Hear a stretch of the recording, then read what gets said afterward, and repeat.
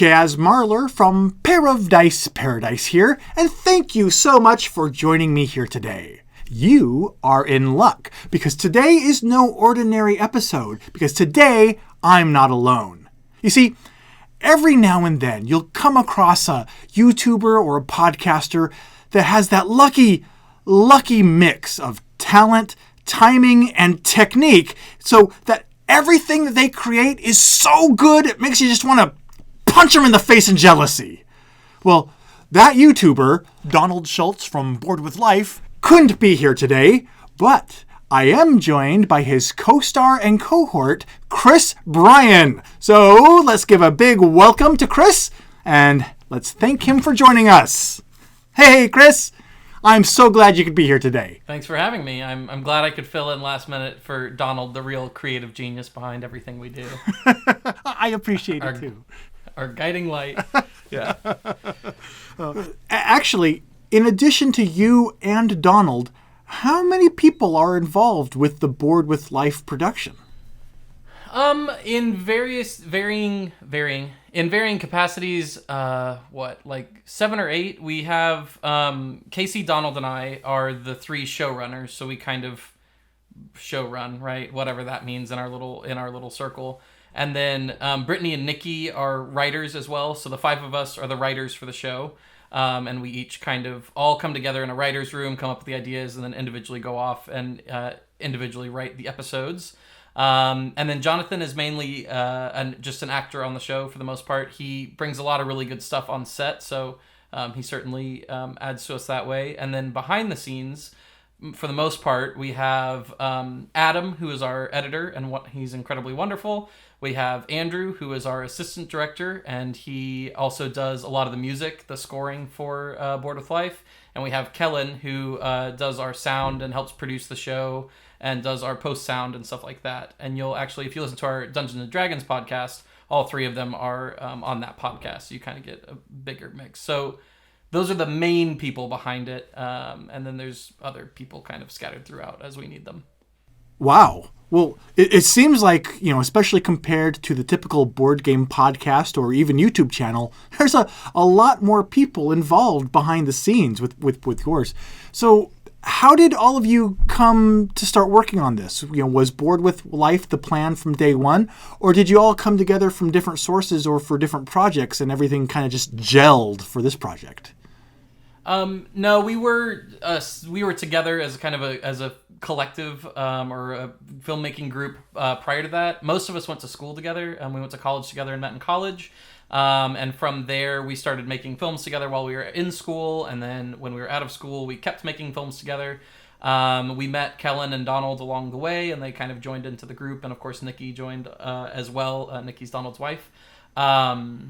And so, yeah, we had been making short films and feature films and things prior to Bored with Life. And then really the only person that we got from outside of our group was Jonathan, because we had to cast somebody who could pass as a normal looking human adult, which none of us could. And so we were like, we need somebody who looks like they could play football. We don't know anybody like that.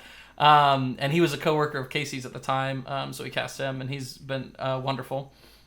And so, yeah, we were a group, we were making films, and we were a little bit frustrated with that kind of, the process in that, where, we would spend a year or 2 or 3 making like a feature film. We'd spend a ton of money, we would spend a ton of effort, and we'd submit it to film festivals. And then if we got into the film festivals, a theater of 50 to 100 people would see it, and that would be great. And then that would be it, right? So nothing really came of that. It didn't launch us to the next level. It certainly helped us hone our craft. But we were kind of frustrated that we were spending all this time, all this money, all this energy making stuff that really only a couple of people were seeing.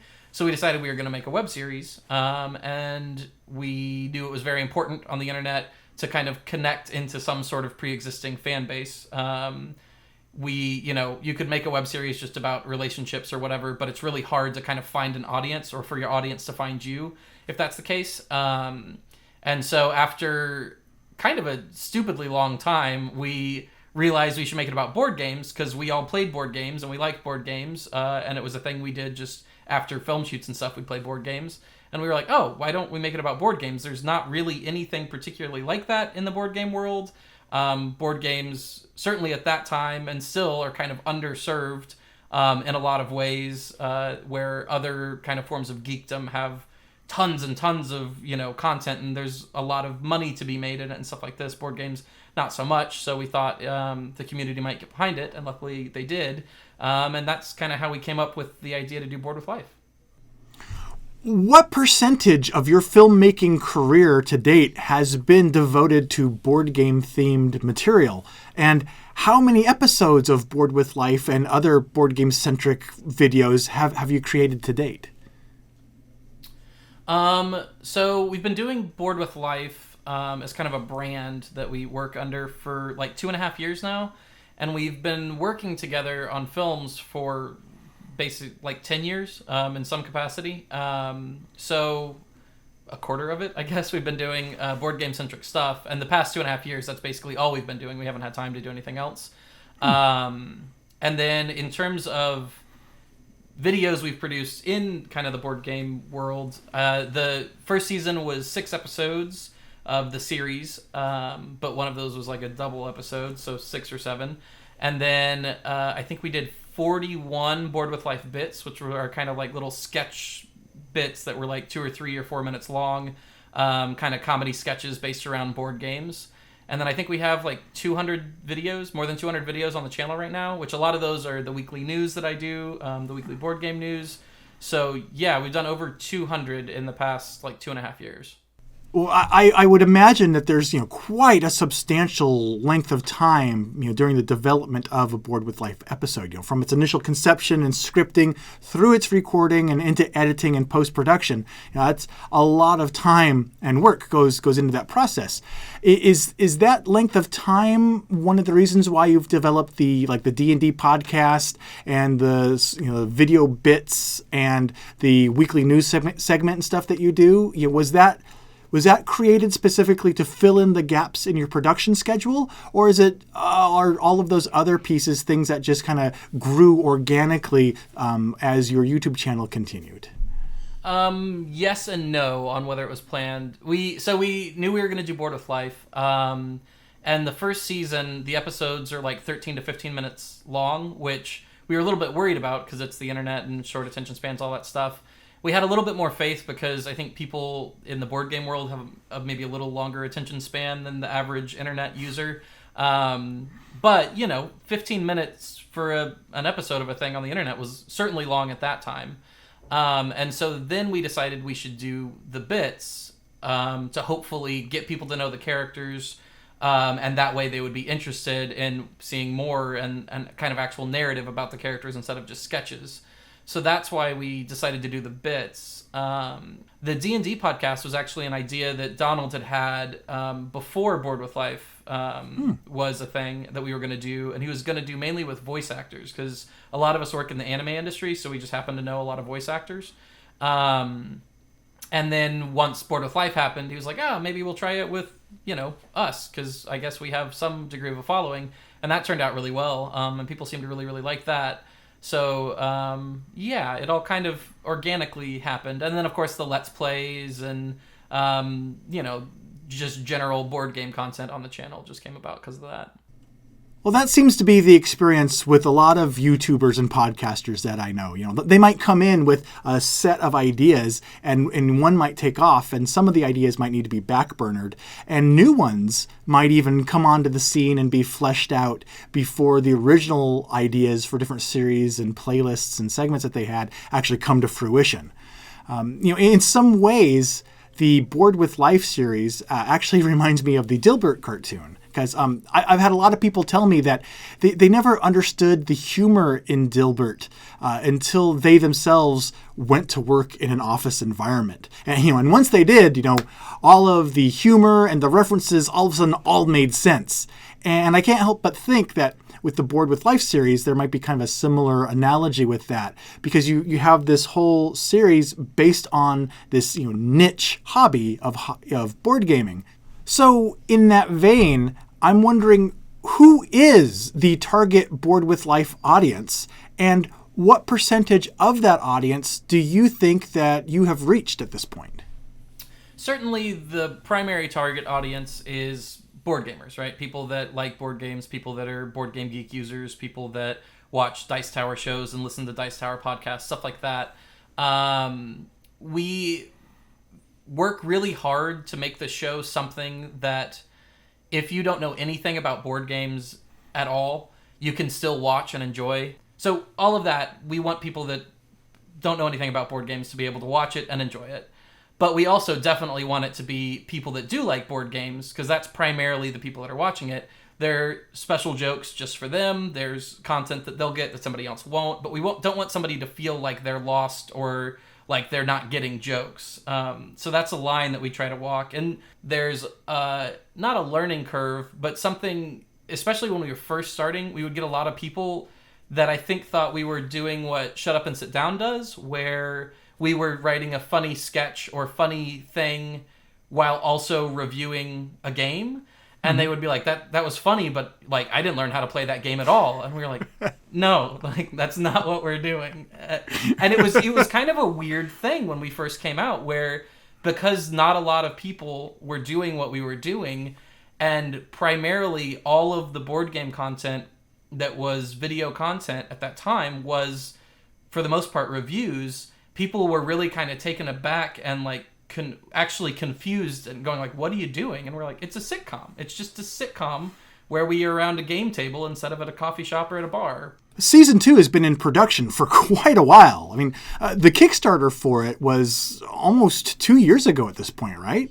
So when in making Season 2, was it just more ambitious, or did you almost bite off more than you could chew? Or was it kind of a splash of cold water with how much work it was going to take, or was there just other complications? What was kind of the process that has been going on the last couple of years in preparation? The answer is yes to all of that. Where we did bite off more than we can chew from the get-go. The episodes, we have 7 episodes and a holiday special for Season 2, so that's 2 more than Season 1, and then the episodes are also almost twice as long. They're like 25-minute episodes. Really? Yeah, they're like standard TV sitcom length episodes. So even though we're only doing 2 more episodes, we added it up, and it's basically like more than 2 feature films worth of minutes, right? Wow. So that was a thing. And then we also wanted it to be really, really good. And so we kind of poured everything into it that we could. And it happened to take a lot longer than we expected. But I think it's going to show on screen. Like Season 2, writing-wise, acting-wise, the way it looks, the way it sounds, everything about it is just so much better than Season 1. And we're really proud of it. And we're really excited for people to finally see it. So, yeah, we kind of learned our lesson on that, and it's been a thing where we've been regularly working on it like for 2 years. Like it's actually been 2 years worth of work with the amount of time that we have to devote to it, with trying to balance everything else in our lives. Every single one of us has a day job. Like none of this is our job. So yeah, it took us a solid 2 years to get it to where it is. Yeah. Okay, let's go back. You were talking about how you were talking about the subscriber base and everything for the YouTube channel and such. And I did a little research on this, and I got notes with me. So prior to releasing the first Board with Life episode in August 2013, your channel, the Moonrat Media YouTube channel, you had less than 500 subscribers. But then by the end of October, when the last episode of your first season ran, your channel had grown to over 3,750 subscribers in just those 3 or 4 months. So that's like a nearly 7-fold increase, which is awesome. Yeah. Now, do you contribute that growth to there being an audience for entertainment centered around board game culture, or do you contribute that growth to something else? Yeah, I think we kind of caught lightning in a bottle a little bit. We got really lucky. We initially I think the initial 500 subscribers, which happened kind of right after we started doing bits, were because Ashley Birch was in our show, and she's internet famous, right? She's not just internet famous, she's like famous. But she had a very, very popular web series called Hey Ash, What You Playin'?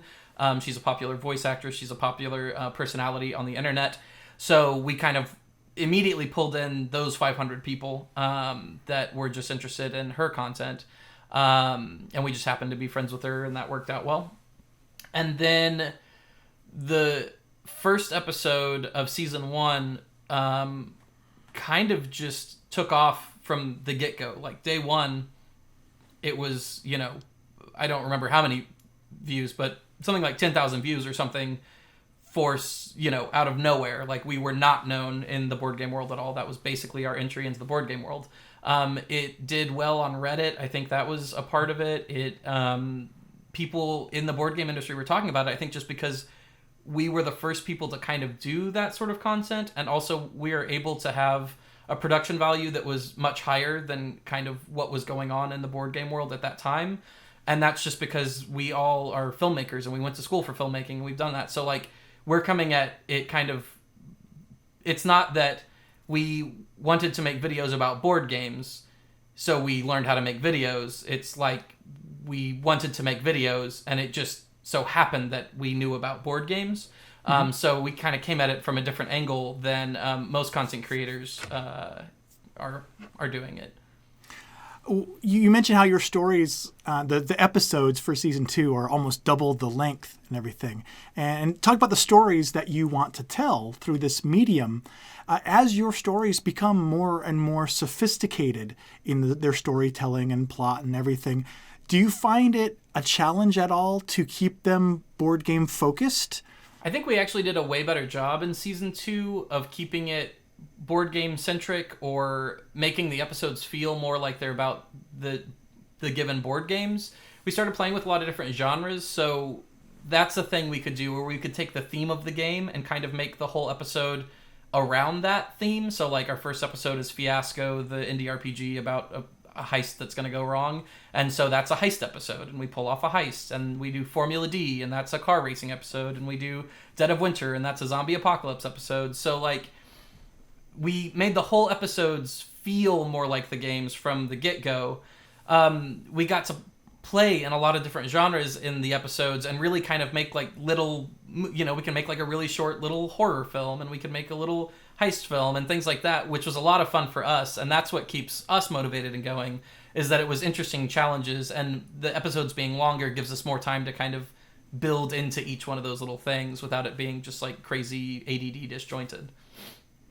One thing that you mentioned was how the Board with Life series, especially when it came out, was much different than the content for board game reviews. Even Shut Up, Sit Down, the Dice Tower, Watch It Played. Especially Dice Tower and Watch It Played and such are generally G-rated, maybe PG, but family friendly. What rating would you put on the Board with Life series? We try really hard to make it. We follow the same rules that primetime network television follows. And that's a self-imposed rule. Obviously, we could do whatever we wanted. It's the internet. So there, we certainly are edgier, or not edgier, but more crass, whatever. We have dirtier humor, dirtier language, stuff like that than Dice Tower, than Watch It Played. But we try to make it, it's not like... It's certainly not rated R, maybe PG-13. Probably PG-13 is an easy thing. And we have a lot of fans that watch with their kids, and they say they like watching, but they're young teenage age. It's not appropriate for a 7-year-old or whatever. I don't know. I don't have kids, but I would assume that most people with 7-year-olds wouldn't show them.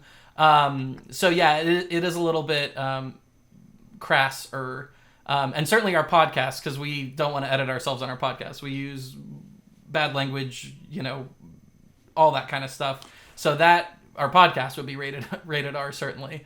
So you treat that, the audio podcast, as a completely separate animal with a whole different rule set when you're doing production. Yeah. It's because we want to sit down and play D&D with our friends for the podcast, and we all in our day-to-day life cuss and stuff like that. And if we were constantly trying to self-edit, I don't think it would be as funny because we would be holding back a little bit. I'm afraid season 2 is a little bit closer to a PG-13 than season 1 was. But yeah, it's certainly not an R, but not a PG. Makes sense. All right, so with season 2 about to launch, or by the time this video is released, having just launched, what are your aspirations for Bored with Life for the rest of this year and the years to come? I have no idea. We have been working so hard to get to this exact point that we really haven't had time to look past it. I would, of course, love for season 2 to bring in more people to the channel, to Bored with Life, the show. It's something we really enjoy doing, characters we really enjoy writing. So that would be great. Season 2 is so much better than season 1 that I really think it deserves to be bigger, because it just looks so much better. It's written so much, like, it's just, in every aspect, it's so much better. And we're really proud of it, which is something that is weird for us, because we're used to making stuff and it not being quite what we wanted it to be. Where Bored with Life Season 2 is one of the first times we've kind of gotten to the caliber we wanted to be at, where we're really proud of it and we're really excited for people to see it. So yeah, I hope that it grows, and we'll kind of see where we go with Bored with Life in the future, kind of based off the response to Bored with Life Season 2. Cool. Yeah. It's always a really nice feeling when you produce something and then you don't immediately just say, well, I can do better as soon as you're done. You know? Yeah. It's that thing where we're proud of season 1. We really like season 1. We thought we did some cool stuff with season 1, but it is a thing where we have to stop ourselves when people go like, oh, I love season 1, from going like, yeah, I mean, it was okay. Like, I would have done this differently. All right. So yeah, season 2, what is the official day that your first episode of season 2 hits? Monday, February 29th, Leap Day. Awesome. Oh, Leap Day. So that's going to help it stand out. Yeah. And where can we find this season 2 and the rest of you guys on the internets? Season 2 is on our YouTube page, which is youtube.com/moonratmedia. And then we have our Twitter account, which is at I'm Bored with Life. Our Facebook, which is facebook.com/I'm Bored with Life. I think our Instagram is just Bored with Life. I'm not sure. But you get us on Twitter and you can figure all that stuff out. I'm on Twitter and I'm pretty active. I'm at Chris Bryan Games. So you can follow me there if you're interested in that. But yeah, the main ones are the Twitter, the Facebook, and then the YouTube page. Excellent. Cool. Well, I wish you guys luck. I know that you have put a metric ton of work into this, and I really hope that season 2 just propels your production even farther forward. And I can't wait to see all 7 episodes of it. Thanks so much. Thanks for having me on and taking the time to talk about it. Anytime. And thanks to all the viewers out there for joining us as well. And for more board game news, reviews, and commentary, be sure to subscribe to both Pair of Dice Paradise and the Dice Tower's YouTube channels. And while you're out there in cyberspace, follow us on Facebook and Twitter as well. Until next time, I've been Chaz Marler, speaking with Chris Bryan of Bored with Life, and I'll talk to you again soon. Thanks so much for watching the Dice Tower videos. Find more great videos and reviews, as well as our top-rated audio podcast at Dicetower.com. You can also find other great shows at Dicetowernetwork.com. I'm Eric Summerer, and you've been watching The Dice Tower. The Dice Tower is sponsored by Cool Stuff Inc., where you can find great games for great prices. Cool stuff in stock. Check them out at CoolStuffInc.com. And join us on Facebook and Twitter for more of whatever we come up with next. Till then, talk to you again soon.